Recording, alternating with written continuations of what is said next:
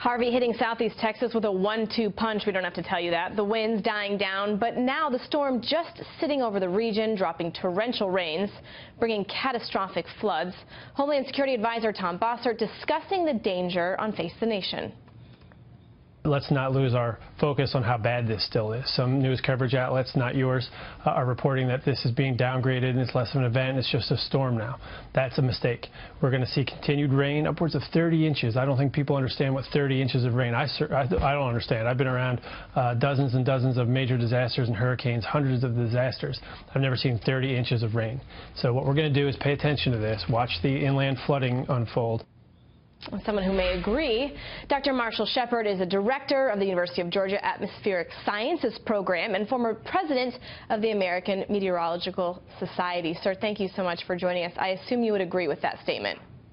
Yeah, I would agree with that statement. And what's even scarier about that is we're probably talking more than 30 inches now. We're talking about 4 feet, perhaps, maybe even more. I mean, I just read that about 9 trillion gallons of water have already fallen on the area. That would fill Great Salt Lake twice.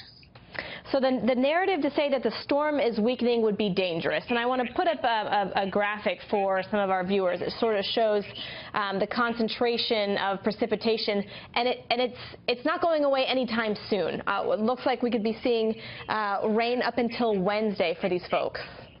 Yeah, and perhaps even beyond. You know, as meteorologists, we've known this for about a week or so. We have warned about the notion that Harvey was just going to stall out and that the inland flooding was going to be the story. And I think it could end up being the most disastrous flood event in U.S. history. But I was worried because as we started seeing coverage of the Cat 4 hurricane making landfall, I was immediately concerned that the focus was going to shift there, rightfully so, because that is a tragic event also. But we were always worried about this notion of 2, 3, 4 feet of rain falling in this region. And unfortunately, it's playing out.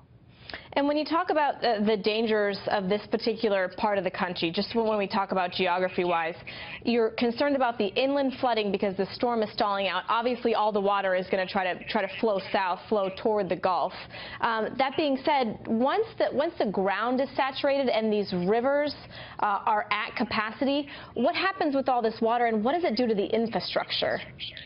Well, that's right. When we see flooding is not always a function of what falls from the sky. It's also the impervious surfaces, how full the soil is from soil moisture, how we are effectively removing water from a stormwater management and engineering standpoint. And now we're seeing saturated soils in this region. The rivers are responding in terms of the basic water cycle that we all learned about in elementary school. And so this water simply has nowhere to go, and it's still raining, and it's going to rain. This is an important point to get across.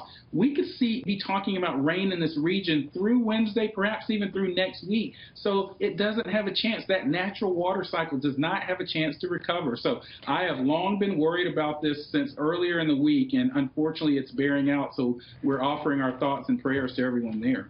My last question, Dr. Shepard, then where do we go from here? I've heard a lot of critics say, well, there should have been a federal response for a barrier system in place because Houston sits so low, it's in a bayou.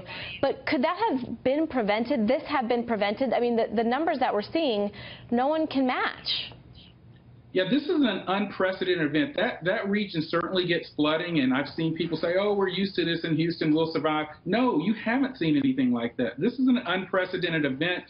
Certainly, there's discussion about evacuations, but I want to remind people that more people die in flooding from being in their cars. And so it's not as simple as we think to just talk about, oh, everyone should have gotten out. So let's just listen to our officials.